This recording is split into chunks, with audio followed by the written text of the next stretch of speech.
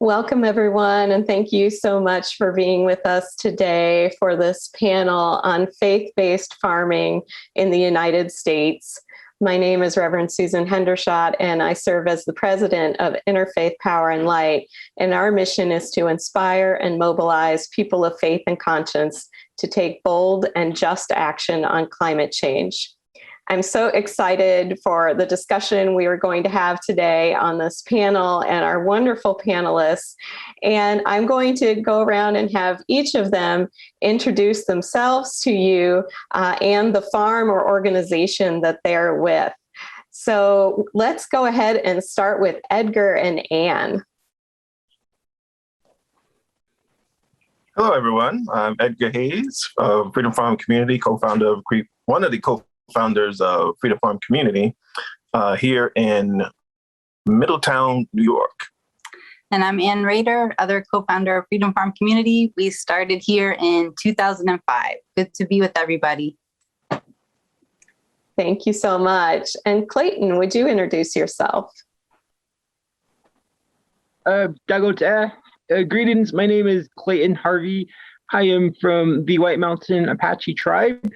I represent the organization of Advocacy, the People's Farm, and we're all about sustainable farming and hopes to provide fresh quality produce to our community.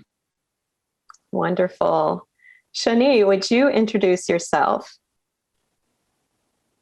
Hi, my name is Shannon Mink. I use she and her pronouns, and I'm calling in from Korchog land on the east end of Long Island. I am a co-founder and the executive director of the Jewish Farmer Network, which is an organization that works to mobilize Jewish wisdom to build a more just and regenerative food system for all. And we do that by empowering modern Jewish agrarians with the wisdom and the community to build cultural identity at the intersection of vocation and tradition. Wonderful. And Leah, would you introduce yourself?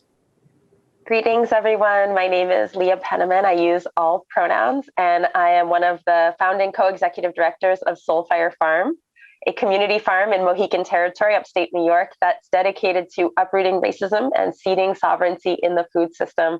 And I'm also a member of clergy in 2 Indigenous West African religions. Good to be here with you all. Thank you so much. Thanks to all of you for being here today. And since this is a panel discussion on faith-based farming in the US, I want to start our first question, and we'll go around and have everyone answer this one. But I'm really curious to know how your spiritual or religious understanding informs your farming. So Leah, let's go ahead and start with you. Well, I feel compelled to tell a story about some of my elders and mentors who are the Queen Mothers. They're clergy in Ghana, West Africa, where I studied in my early 20s. And they questioned me one day when I went to the compound, Leah, is it really true that in the United States, a farmer would put a seed in the ground and they won't sing or pray or dance or pour libation or even say thank you to the earth, and then they expect the seed to grow? And when I admitted that that was true, they said, well, that's why you're all sick. You're all sick because you treat the earth as a commodity or a resource and not as a relative. And this idea of the earth as a relative, as the plants and hawks and eagles and grandmother pine of the rivers and mountains as our older brothers and sisters to whom we owe homage and respect, who we see as our teachers, who we ask permission before we do, manipulate or change. This really undergirds Afro-Indigenous and by extension, many Indigenous cosmologies, and has become very important to the way that we farm, where we do make offerings, we ask for permission, we hold the festivals that honor the cycles of the earth. We celebrate with the earth and really see her as a member of family and also as a deity, and that informs, everything that we do here at Soulfire. Beautiful. Thank you. Thank you. Shani, how about you? Thanks. So the Jewish tradition is an agrarian tradition at its core, and our community is in this process of reintegrating the agrarian wisdom of our tradition into our work as modern Jewish agrarians, and also as modern Jewish agrarians on land that is not our ancestral homeland, that is stolen from other people's, that is other people's indigenous homes. So really wrestling in that interplay. And we are so lucky to inherit this wisdom tradition that holds up a ethic of agriculture that is rooted in gratitude, that is rooted in care for ourselves, and that is rooted in care for our community, and that is rooted in care for the earth. So one of the core ways that I really connect with my spirituality through farming is through the sacred cycles of 7 that exist in the Jewish calendar, in the Jewish way of moving through time.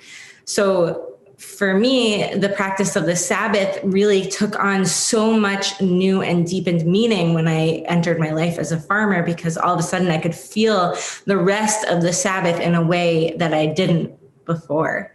And it's so important for me, not just that I rest, but also that I don't touch my plants. Like, I do not poke and I do not prod them. I do not weed. I do not pull a single blade of grass from the ground, because I want to inhabit the posture of the divine, that the divine like inhabited in the story of creation, in a posture of feeling complete, and in a posture of being in gratitude and in awe of the work that we have done through the week, and just be able to sit and say, wow, like, I am complete. I can sit and I can rest, and my plants are going to rest along with me. Really lovely. Thank you. Thank you. Clayton, how about you? How does your spiritual tradition or your spiritual understanding inform your farming? So as an indigenous male, as an Apache, farming is a way of life. It is a spirituality form of living. It seems like in Apache and everything, well, just with every indigenous community across Turtle Island, there are, many prayers that are sung, many chants that are said, and different offerings that are made to Mother Earth, to our rain gods and the sun, because we know that we cannot do this without those elements, and that we approach everything we do with prayer. And as a result of that, we hope to instill harmony and peace and love and joy in the food that we grow. And so it's not just a personal way of connecting spiritually, but it's how I learned as an Apache, how I was taught from my elders.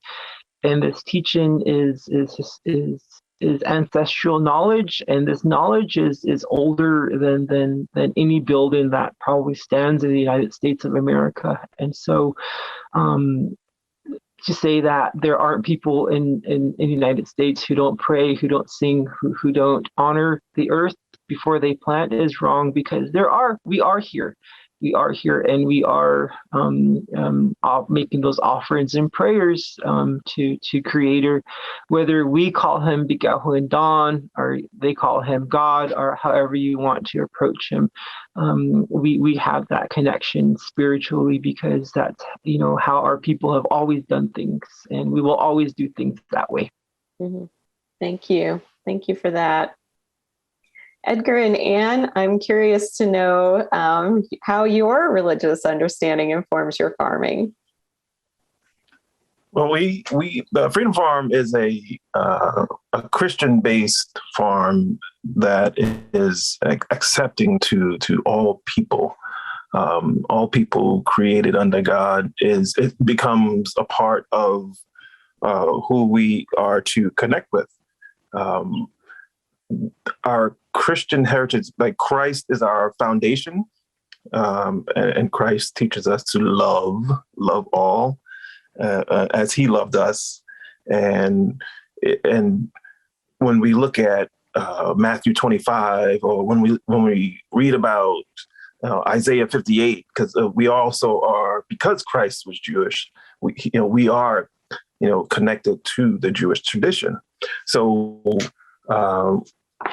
when Matthew 25 says, feed the hungry, clothe the naked, visit the sick or heal the sick, visit the imprisoned, that our space here is connected to feeding the hungry, as part of our call to be Christ-like and be Christ-centered. And we are, universally, I was talking to the young people yesterday who came to the farm, that we are universally connected to the earth and to creation. We are a part of creation. A simple example is when we, take in air that's given off by trees, and when we breathe out, when we exhale, we giving off carbon dioxide, and the trees are taking it in to live. So without each other, how can we survive? So that connectedness to earth, and that connectedness to each other through God is our grounding for what we do here. That's the why we do what we do. That's lovely. That's lovely. Thank you. And Clayton, you touched on this in what you shared. I'd love for you to say more about how ancestral wisdom is a part of climate resilient agriculture that you're practicing.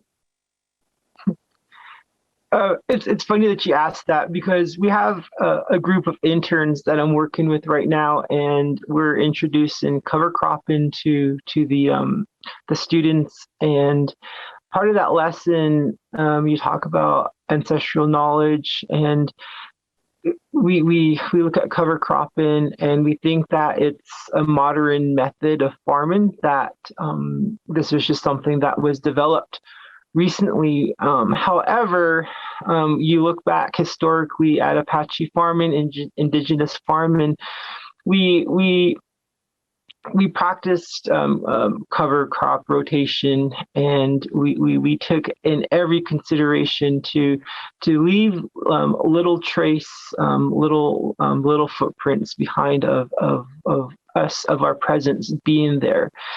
And we have developed ways to where we dry farm our crops, and so that we're not dependent on city water or pumping water, that we're dependent on the rains. But however, that climate does play a huge role in that, as we are facing a huge crisis with our climate.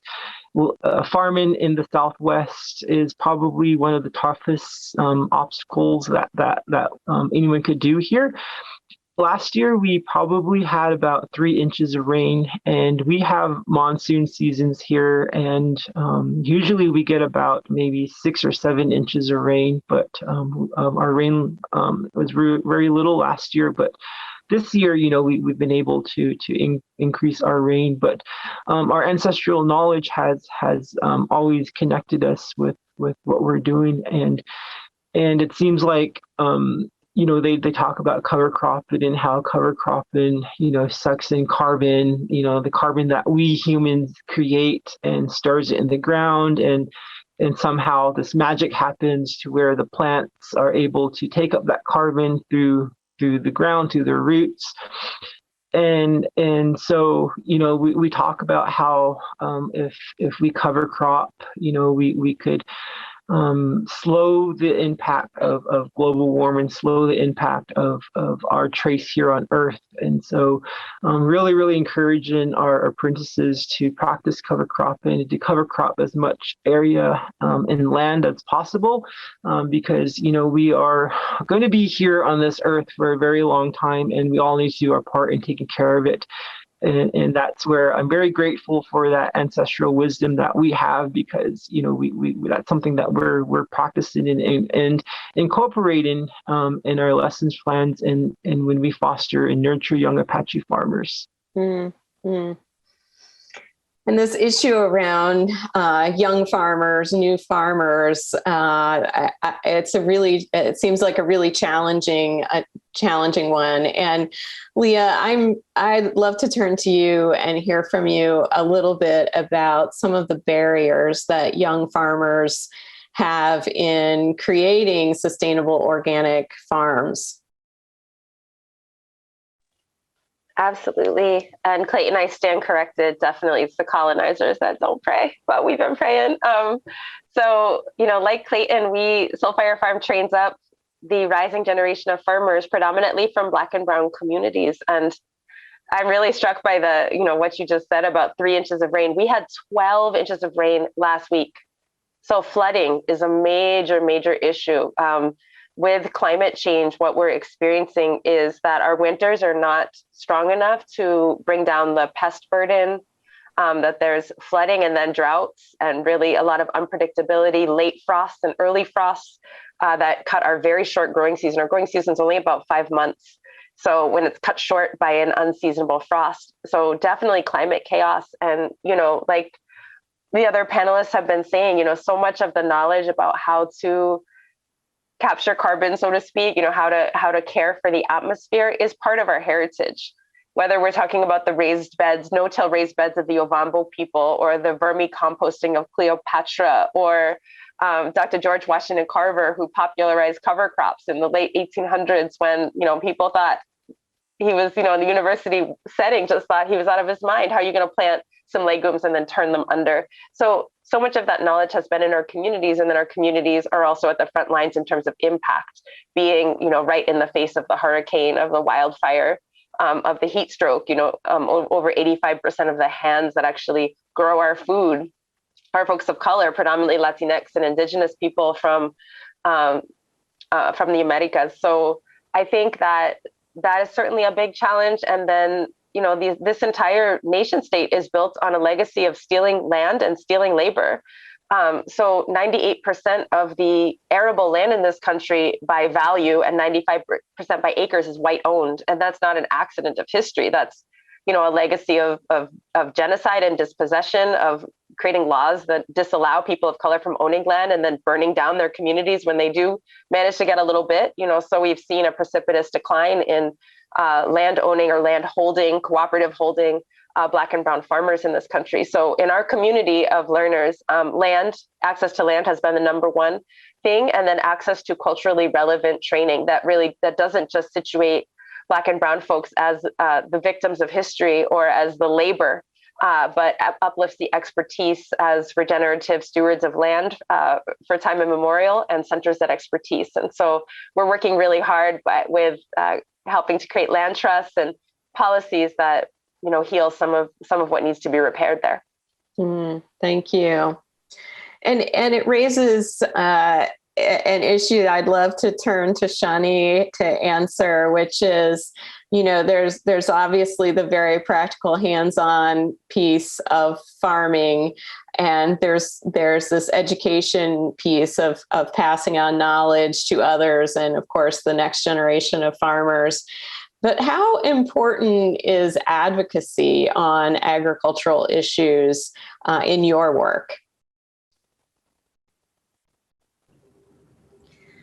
So our work has been really driven by our community. So when our community says to us, we want a subgroup for queer Jewish farmers, we make that happen. And when our community says to us, we want a community for disabled Jewish farmers, we make that happen. And advocacy has actually not been a part of our work thus far. And as soon as our community turns to us and tells us that that's something that they want, we will make it happen. Mm-hmm. Yeah.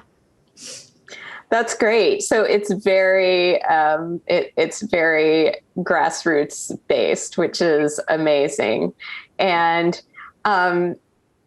we have this whole, generation of those coming up after us.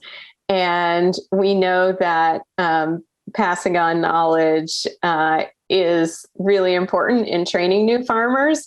But of course, it's also important to eaters, right? Like to those who are just partaking of the goods that are produced in the land, and making sure that our children know where our food comes from. And Anne and Edgar, I know that your farm does a lot of education and programs with young people. And I wonder if you could describe a little bit for us some of what you do in terms of helping both emerging farmers and current eaters in the process. Yesterday, when the young people came, I did a session on soil, helping them to understand that soil, in terms of farming, is the most important part of farming. Without good soil, you don't have good food. Without good food, there is no good you. So I talked about pesticides and herbicides, and how it leaches into the ground. Bad soil, and it leaches into the water. Bad water, we take that in. Again, bad you, and that we need to develop ways and creating beautiful soil through the cover cropping, through the grass that we use, through the compost, through the vermicompost, using I told them, the worms, they didn't like with the worms, but that was fun. Some of them braved it and touched it, and that was good. It was just getting them out of their comfort zone and being here on the farm, and being, in grass and trees, and just the freedom of, we talked about clean air and clean water. All those things are needed for good soil. And once they understand, the fundamentals of soil, and what seeds need and what plants need, I told them, now we're going to move to understanding, if you were a seed, because I asked them, we first asked them, what is your name and what kind of seed that you want to be? That was our icebreaker, if you were a seed. So now that you understand the need for, the necessity for good soil, if you were a seed, what kind of soil would you want to be planted in? What do you need in your life that will help you, that will nurture you, to help you to grow, that will help you to thrive, that will support you, that will help you to produce fruit, abundant fruit for your lives? They first said, I need water, and I need compost. I think, just think about it. Move away from the plant-based, but moving to the inward part of you. What do you need? You need a good home. You need parents. You need love. You need God. And then they start to get it. Okay, now I understand what you're asking. Yes. You need education, and a clean a supportive neighborhood and community. All these things will help you to thrive. So it's not only learning, the agrarian or the agricultural aspect of sustainable agriculture, but how does that relate to you and your community, and what you need to do to raise up your community? And that's why we use scripture as well, because that's how Jesus was able to teach, because they understood that language. So if you teach the young people the language and the understanding, then they can relate to the teachings of love and love for self, which is first and foremost. Love for God, actually, is first and foremost. Then self, then others, and then creation. What a really lovely way to teach young people by asking them what kind of a seed they would be. I just love the image of that. So thank you so much for that story. And I want to go around and ask all of our panelists this question, which is, where do you see signs of hope in your work? We're going to kind of wrap up our conversation on signs of hope today. So Clayton, let's start with you. Well, there are signs of hope all around us. For one, we're just coming out of this pandemic, and when, we live on a reservation, and we have our own little tribal government, and we were put on these lockdowns, and we were restricted to our homes, and along with that, we weren't allowed to go into our cornfields. We weren't allowed to go to our farmlands, because most of our farmlands are ancestral homelands, and we don't live there. We don't live in those areas. And so, but this year we were able to go back to those places and to plant and to water, to mend our fences. And so I see a lot of hope in that. I see us recovering from this pandemic, because we have lost so many people, and a lot of knowledge has been lost with that. And so I see a glimmer of hope in that. And not only that, I spoke about our interns earlier. We have a total of 12 interns at the farm, and they've all come to work. They're on their last, so they were here for 8 weeks, and they're on their last week, and all of them have shown up to work every single day. And so that shows me that there is hope for, we talk about fostering and growing young farmers, especially Apache farmers. So that's the hope that I see in my work. Lovely. Leah, how about you?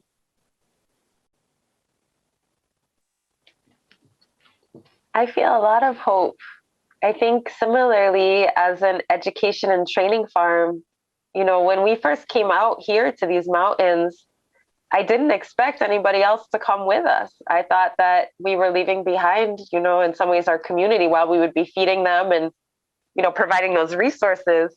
I had bought into the myth that our folks had fled the toil and struggle and oppression that happened on land, and there was not going to be any turning back. And so my passionate love for the earth would be a private enterprise. And we had not been here farming for 1 year before the insatiable and powerful demand for land-based, culturally relevant Afro-Indigenous training just started overwhelming. So we have a multi-year waiting list for our programs. We have, over 2,000 folks who roll through this land every year. There's young people, there's elders, there's nearby folks, folks from different lands that come. And now that we've been doing that particular work at Soulfire over a decade, I've been farming over 25 years. We're seeing people who, take what they learn and then plant those seeds in their own community. We have a very powerful story in our community that our ancestral grandmothers braided seeds in their hair before being forced onto transatlantic slave ships.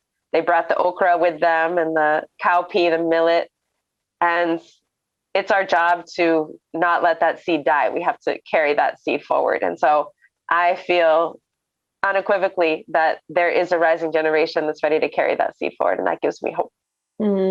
Lovely. Edgar and Anne, how about you? Where are you finding hope in your work? Oh, I echo what the others said about so much hope from young people that we work with, and also just the land itself offers so much hope. Just every day offers healing. One aspect of that has been the healing I've seen when people have come here who are grieving, and just signs of hope through a bird that we see, or just the healing that happens when you're close to the land gives me hope. And it's something I'm just so thankful for it. Well, Shani, we're going to turn to you for the last word. Where are you seeing signs of hope in your work? So one of the understandings of the word Israel is like the God wrestler. There's this story of Jacob, who became Israel, was given this different name, that he wrestled with God. And so much of the hope that I'm feeling in our community is that these people who kind of felt really separated and really distanced and really kind of disillusioned with the Judaism that they grew up with are now finding pieces of it to wrestle with, pieces of it that are relevant to their work, and they are actively engaged in conversation and wrestling. And how can we, wrestle these concepts into our world? How can we find meaning for in them, in the work that we're doing here now in, the year 5781 on our calendar, when they are so ancient. So when I see people bringing these previously seemingly disparate parts of their identity into the same room together and really wrestling with these concepts with the ultimate goal of building a more just and regenerative food system, that gives me so much hope, because there's this whole generation of farmers, Jewish and otherwise, that are really actively engaged in these questions of how can we do better, and that is where I find a lot of hope. Thank you so much to all of you for this wonderful panel today. I only wish we had more time together. Edgar and Anne, Clayton, Shani, and Leah, it's been wonderful to be with you. And we want to thank all those who are watching this today. Blessings to all of you on your work. And together we'll go out and we'll change the world. Blessings. Yes, thank you. Thank you. Thank you.